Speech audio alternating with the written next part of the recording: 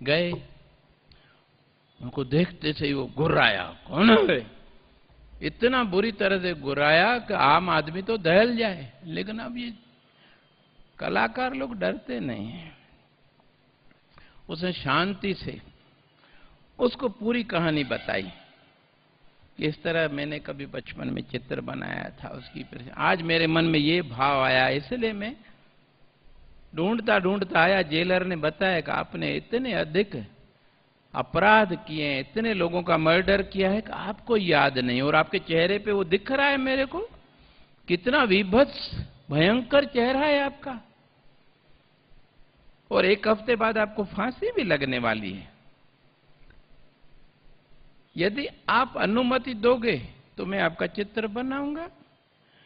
तो आपको कुछ नहीं करना है, आप इस कुर्सी पर इधर जंगले के इस तरफ बैठ जाओ 2 घंटे, मैं उधर आपका चित्र बना लूंगा।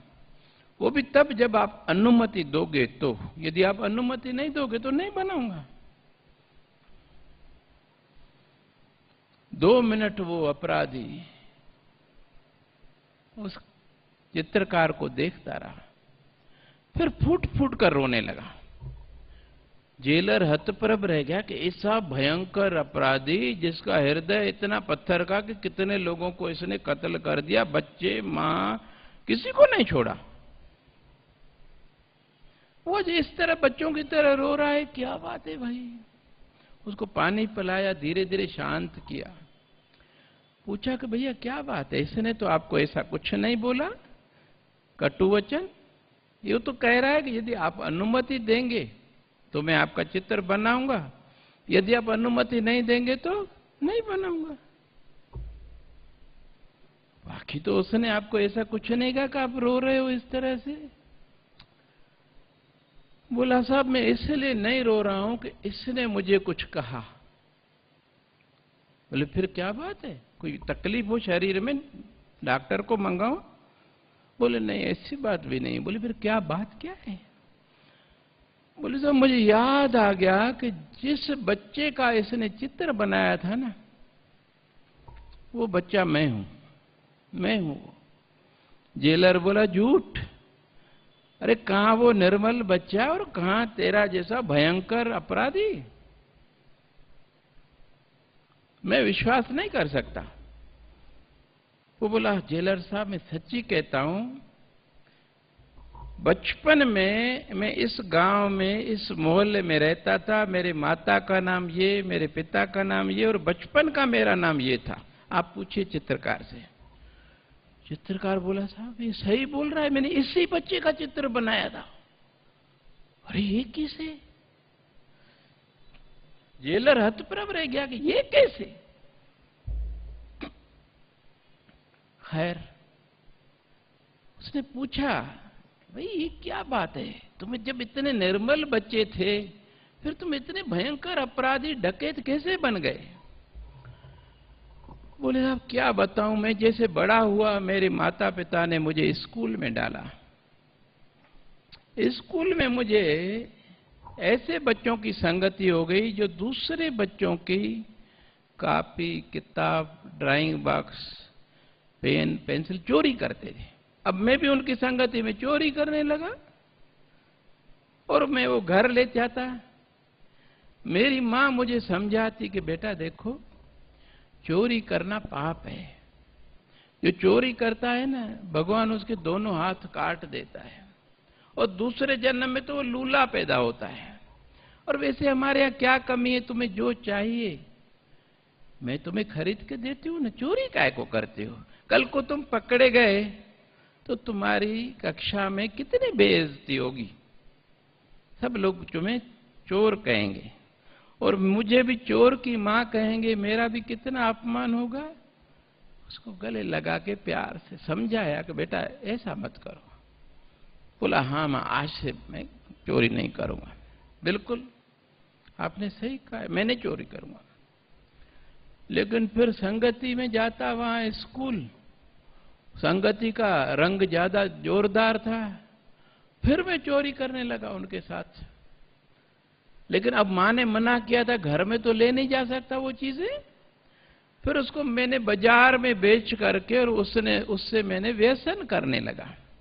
इस तरह जैसे जैसे हम लोग बड़े हो गए, हम बड़ी बड़ी चोरियां करने लगे। एक दिन हमारा गैंग बन गया, डाकुओं का बहुत बड़ा गैंग बना लिया हमने, और हम गांव में डाके डालने लगे। एक दिन एक जमींदार के घर हम डाका डालने गए। संयोग से वो जमींदार जग गया। हमें मालूम है कि जमींदार के पास में बंदूक होती है, हमारे पास तलवारें थी। हमने सोचा यदि हम इसको नहीं मारते हैं तो ये हमें बंदूक से मार देगा। हमने आओ देखा न ताओ उस जमींदार को, उसकी घरवाली, बहू, बेटे बेटियां, जितने परिवार में थे सबकी गर्दन उतारते गए। पूरा घर खून से लाल हो गया। हम जो भी नकदी, सोना चांदी था, हम लूट करके चले आए। उसके बाद जिस जिस डाके में उस परिवार का कोई सदस्य जग गया, उस डाके में हम पूरे परिवार के एक एक सदस्य को हमने इस तरह से काटते गए।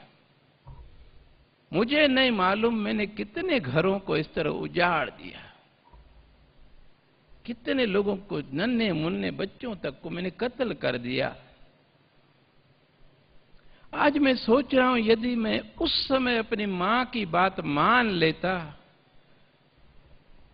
या मां को मैं सच बताता तो न मैं इतने घर उजाड़ता, न इतने पाप करता, न आज मुझे फांसी पर चढ़ना पड़ता। इसीलिए रो रहा हूं। अब क्या हो सकता है? ये कहानी सुना करके मैंने उन बच्चों को कहा, बेटा, माता पिता और गुरुजन, ये संसार में 3 व्यक्ति हैं जो आपकी प्रगति देख करके हृदय से खुश होते हैं और आपको और आगे प्रगति करने के लिए प्रेरित करते हैं, सहयोग करते हैं। बाकी संसार में जितने लोग हैं, भले आपका बेस्ट फ्रेंड हो, आपके रिश्तेदार हो, उन्हें ये लगता है कि अरे ये हमको छोड़ करके आगे कैसे बढ़ रहा है, इसकी टांग खींचो, हमारे साथ रहना चाहिए भाई। हमारे साथ का ये बच्चा ये तरक्की कैसे कर रहा है? ईर्ष्यावश आपका जो परम मित्र है वो कहता है अरे मैं जानता नहीं हूं क्या, ये क्या है, नकल करके इतने अच्छे नंबर ले आया है, मैं भी नकल करता तो इतने से बहुत ज्यादा नंबर ले आता। अपनी झूठी शान बचाने के लिए आप पर झूठा आक्षेप लगाता है। ये आपका बेस्ट फ्रेंड है। लेकिन ये माता पिता और गुरुजन आपके जो हैं वो हृदय से प्रसन्न होते हैं, आपको आशीर्वाद देते हैं और आपको और आगे बढ़ाने के लिए जो कुछ उनके सामर्थ्य में है हर प्रकार से आपको सहयोग करते हैं। और विशेष रूप से मां वो चीज है, उसका हृदय इतना विशाल है, उसके हृदय में इतनी करुणा है। जब आप कितना भी बड़ा अपराध करके जाओ और आपके मन में ये आत्मग्लानि आए, अरे मैंने क्या कर दिया, अब मां को तो सच बताना ही है। अब जाके मां को सच बताओ कि इन परिस्थितियों में, इस संगति में मेरे से ये गलत काम हो गया है, लेकिन आज मुझे अभी महसूस हो रहा है कि ये मैंने अच्छा नहीं किया। मां आपको हृदय से लगा लेगी कि मेरे लाल, मुझे तुम पर नाज है कि तुमने मुझ पर विश्वास किया है और सच बोला है। न सिर्फ वो आपका अपराध माफ कर देगी, लेकिन आगे आपसे वैसी गलती नहीं हो उसके लिए भी आपको मार्गदर्शन देगी और हर प्रकार की सुविधा देगी। उन गलत संगति से बचाने में भी वो आपकी मदद करेगी, उन बच्चों को दूर रखेगी आंख दिखा करके।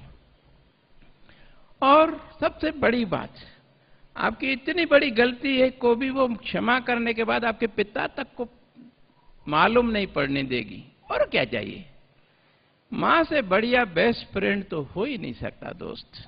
इसलिए अपनी मां को अपना बेस्ट फ्रेंड बनाओ, उसके साथ दिन भर जो भी अच्छा बुरा होता है रात को सोने से पहले सब उसको बताओ। जो बच्चा ऐसा करता है उसको कोई गलत रास्ते पर ढकेल नहीं सकेगा। उसकी अपने मां से इतनी आत्मीयता होगी कि कोई बात छुपाएगा नहीं, कोई भी परेशानी होगी वो बता देगा, उसके अंदर कोई भी जिज्ञासा होगी वो पूछेगा कि मां ये क्या हो रहा है, और मां उसको सही गाइड करेगी। ये आज के युग में और अधिक महत्वपूर्ण हो गया है कि इस उम्र के बच्चों को, अभी हमारे युग में इतने ज्यादा सांसारिक प्रलोभन नहीं थे, इतनी फिसलने नहीं थे। आज आप देख रहे हैं चारों तरफ क्या क्या नहीं है, इंटरनेट से लेकर के हुक्का लांज है तो क्या है, तो ड्रग्स हैं, तो क्या क्या बातें खुद बताते हैं बच्चे। मैं उनसे पूछता हूं कि बेटा मानसिकता विकृत कैसे होती है, वो जो बताते हैं सुनकर मैं आश्चर्यचकित हो जाता हूं कि इन बच्चों के लिए कितनी ज्यादा फिसलने हैं। उसमें से ये बच करके आगे बढ़ना चाहता है, ये शूरवीर है, मैं उसको नमन करता हूं। और उससे बचने के लिए सबसे सरल उपाय मुझे यही लगता है कि वो अपनी मां को सच बताना एक बार सीख लेना, तो उसका हमेशा के लिए उस गलत रास्ते पर चलने से पहले ही मां उसको रोक लेगी। अब हमारा दायित्व क्या है? बच्चा तो अपना दायित्व पूरा करता है, नहीं करता है तो उसके लिए मैंने कहा था कि आप कृपा करके उसको जो मैंने सीडी दी है उसको देखिए, ताकि आप समय पर उसको याद दिला सकेंगे भाऊ ने आपको क्या बोला था और कर क्या रहे हो। ऐसे तुम कैसे बड़े आदमी, हर किसी के मन में, बच्चे के मन में इच्छा है कि मैं इंजीनियर बनूं, डॉक्टर बनूं, आईएएस, आईपीएस, कुछ भी बड़ा आदमी बनूं, समाज में मेरी एक विशिष्ट पहचान हो। ऐसा नहीं कि कुत्तों की तरह, जानवरों की तरह पैदा हुआ, मर गया, कोई पूछने वाला, याद करने वाला नहीं, वो क्या जीवन है। उनको ये समझाया जाता है बेटा जियो तो इस तरह जियो कि जब जाओ तो लोग आपको याद करें कि इस व्यक्ति ने समाज को, राष्ट्र को इतना कुछ दिया, लोग आपको सदैव याद करते रहें। अगर ऐसा नहीं किया तो फिर हम में और जानवरों में फर्क क्या रहा। उनके अंदर वो जुनून भरने का प्रयास मैं करता हूं, लेकिन ये पढ़ाई करने के लिए जुनून के साथ आपका सहयोग अत्यंत आवश्यक है। आप जब तक घर में उसको वैसा माहौल नहीं देंगे, कई बच्चे शिकायत करते हैं कि बाबू मैं पढ़ने बैठता हूं तो मेरे भाई बहन टीवी चला के बैठ जाते हैं, अब मैं पढ़ाई करूं कि उनको मना करता हूं वो मानते नहीं, मां को कहता हूं मां बोलती मैं क्या करूं, सुनते नहीं। अब मैं कहां जाऊं, मैं पढ़ना तो चाहता हूं। ऐसे समय में आपको अपने उन छोटे बच्चों को भी समझाना है और स्वयं पर भी नियंत्रण रखना है, लेकिन उससे भी ज्यादा आवश्यक है कि वो शारीरिक रूप से और मानसिक रूप से स्वस्थ हो। शारीरिक रूप से बीमार न पड़े उसके लिए कौन सा भोजन है जो उसे बीमार करता है। बाजार में जो बनता है कितना अनहाइजीनिक वे में बनता है। आपने पढ़ा होगा पिछले दिनों अखबारों में, नूरल सभा जैसे बड़े होटल में भी फूड डिपार्टमेंट ने छापा मारा तो सड़े हुए फल सब्जियां मिले, तो दूसरे होटलों का क्या हाल होगा। और वैसे भी घर में जिस सफाई से मां और भावना से चीज बनाएगी, होटल वाला कैसे बनाएगा। लोएस्ट क्वालिटी के इंग्रेडिएंट्स वो यूज करेगा ताकि अधिकतम मुझे लाभ हो। ये मिलावट जो इतनी हो रही है वो क्यों हो रही है। लोभ आदमी को छोड़ता नहीं, तृष्णा, ये जो मिलावट करते हैं इनके पास पैसे की कमी नहीं है, लेकिन भूख ऐसी चीज है पैसे की, ये तृष्णा ऐसी चीज है कि कभी बुझती नहीं, जितना आग में घी डालो और ज्यादा भड़कती है। मैं बोलता हूं बेटा उनको तो हम नहीं सुधार सकते, लेकिन हमारा अपने ऊपर नियंत्रण है। हमारी मां घर में है, उनको बोलें जो हमें चाहिए और उनके साथ मिलकर के वो बनाने में मदद करे तो हम भी सीख जाएंगे। वैसे भी मैं बच्चों को बोलता हूं बेटा 2 सब्जियां, दाल, चावल और चपाती, ये 5 चीजें बनाना आप जरूर सीखो। कल को आपकी पोस्टिंग बाहर हो गई तो फिर हर जगह होटल या ढाबा नहीं मिलेगा। और सचमुच आज मेरे कई बच्चे बैंकों में गए हैं, ग्रामीण क्षेत्रों में पदस्थ हैं, और कुछ विदेशों में गए हैं, जो वो बोलते हैं भाऊ आपने अच्छा सिखा दिया है हमने। मेरे साथी जो है वो कुछ नहीं बनाना जानते हैं, मैं मजे से अपना मनपसंद कभी खिचड़ी बनाता हूँ, कभी सब्जी बनाता हूँ, चपाती बनाता हूँ, कभी उनको भी खिलाता हूँ। इतना बढ़िया सिखा दिया कि मुझे समय भी मेरा अच्छी तरह कट जाता है, और अपने हाथ से बनाई हुई रोटी में जो अमृत रस है वो तो अलौकिक है भाई। और सस्ते में, बाजार में वही चीज इतनी महंगी भी मिलती है और उसके अंदर सफाई भी नहीं है। आज मुझे आशीर्वाद देते, मुझे खुशी होती है। दूसरा मैं उनको समझाता हूं, बेटा मन में नम्रता रख के यदि विनम्र और शालीन वाणी में बात करोगे तो पराये भी अपने हो जाएंगे। यदि मन में अहंकार है, आपके वाणी में अश्लीलता है, कटुता है, तो अपने भी पराये हो जाएंगे। उदाहरण देता हूं उनको। मान लो एक परिवार में, परिवार का एक सदस्य जैसे बाहर से आता है, गुस्से से चिल्लाने लगता है, गाली गलौज करने लगता है, स्वर्ग जैसा घर तनावग्रस्त हो जाता है, नरक हो जाता है। परिवार के सदस्य इधर उधर दुबकने लगते हैं कि ये कुत्तों की तरह काट रहा है, इसे कौन बात करे। अपने भी पराये हो गए ना। दूसरी तरफ यदि आपके अंदर में विनम्रता है, आप सबको सम्मान देते हैं, प्यार से विनम्र और शालीन वाणी में बोलते हैं, भले कितना भी सामने वाला असामाजिक तत्व हो, लेकिन आपने उसको सम्मान के साथ प्रणाम किया तो आपको प्रणाम ही तो करेगा। आपके साथ कोई अश्लीलता नहीं करेगा, गुंडागर्दी नहीं करेगा। यहां तक कि जब 12th से वो निकलते हैं तो मैं कहता हूं बेटा कॉलेज के बाहर सीनियर्स गेट के बाहर एक झुंड बना के खड़े होते हैं, क्योंकि मैंने ये सब जीवन में देखा हुआ है। वो लगता है आपस में बात कर रहे हैं, लेकिन वो बात नहीं करते रहते, उनका ध्यान पूरा आप पर रहता है। यदि आपने विश नहीं की और आप आगे निकल गए तो फंसे, फिर तो वो गत बनाते हैं कि कुत्ते जैसी हालत करते हैं। लेकिन वो देखें या नहीं देखें, आप विश करो। या तो बुलाएंगे नहीं, अगर बुलाएंगे तो आपसे आपका नाम पूछेंगे, कौन से स्कूल से आए हो, कहाँ रहते हो, अच्छा क्या जानते हो, कुछ गाना, कुछ डांस, जो कुछ भी जानते हो, एक आध गाना गवा देंगे, एक आध डांस करा देंगे, फिर बोलेंगे मेरा नाम ये है। कोई भी कहे ना, बोलना मैं फला नेता का आदमी हूं, कोई कुछ नहीं बोलेगा, क्योंकि आगे आपके ही तो वोटों से उनको जीतना है। रैगिंग क्यों करते हैं वो? इसलिए कि भाई आप हमारे जूनियर्स हो, सीनियर्स को उचित सम्मान दो। वो सम्मान दे, जब हमने दे दिया तो झगड़ा ही खत्म।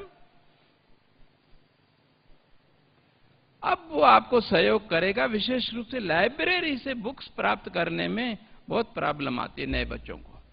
वो आपको बुक्स दिलाएगा और हर प्रकार का सहयोग करेगा, न कोई आपकी रैगिंग लेगा, और वो आपको जीवन भर सहयोग करेगा जब तक आप उस कॉलेज से निकल नहीं जाते, मित्र हो जाते हैं। ये वाणी है हमारी जो एक दूसरे से जोड़ती है। मन में नम्रता है तो वाणी में भी सौम्यता होगी, शालीनता होगी। जब तक हम एक दूसरे के पास बैठे हैं चुपचाप तो मालूम नहीं पड़ता है। बोतल का ढक्कन बंद है ना, जब ढक्कन खुलता है तो मालूम पड़ता है उसके अंदर अमृत है या जहर है। जो वाणी निकलती है उससे हम जान जाते हैं कि इसके विचार किस प्रकार के हैं, डिस्ट्रक्टिव हैं, निगेटिव हैं, दूसरों की निंदा ही करता रहता है, गाली गलौज करता है। यदि हमारे विचारों से मेल नहीं खाता है तो हम कहेंगे भैया दूर से प्रणाम, तुम्हारी और हमारी नहीं पटेगी यार, तुम अपने रंग में रहो, हम अपने रंग में। जब हमने अपने विचारधारा का व्यक्ति मिलता है तो उससे हमारी मित्रता हो जाती है कि ये हमारे विचारों का व्यक्ति है। वैसे भी हमारी पहचान हमारे मित्रों से होती है कि हमारी मित्र मंडली कैसी है, वैसे ही तो हम होंगे ना। समाज में हमारी छवि बनती है, हम कैसे लोगों के साथ में घूमते हैं, कैसे मित्रों के साथ रहते हैं। और जिस व्यक्ति के अंदर नम्रता है और इस तरह से सबको सम्मान देने का भाव है, सम्मान मांगने से नहीं मिलता है, सम्मान हमें अर्जित करना पड़ता है दूसरों को सम्मान दे करके। जो दूसरे की टोपी उतारता रहेगा उसकी टोपी कब तक सलामत रहेगी? ये प्रकृति का नियम नहीं है। और यहां तक कि वो लोग आज जहां जहां भी हैं बोलते हैं भाऊ हम अपने बड़ों को उचित सम्मान देते हैं। हमारा बॉस खुद बताता है कि बेटा इस तरह काम करोगे तो तुम्हारा टारगेट समय पर पूरा हो जाएगा। क्योंकि हम अपने नीचे से जो नीचे काम करने वाले हमारे हैं सहयोगी, उनसे भी हम बहुत ही प्यार से सम्मान पूर्वक बात करते हैं, उनके स्वाभिमान को कभी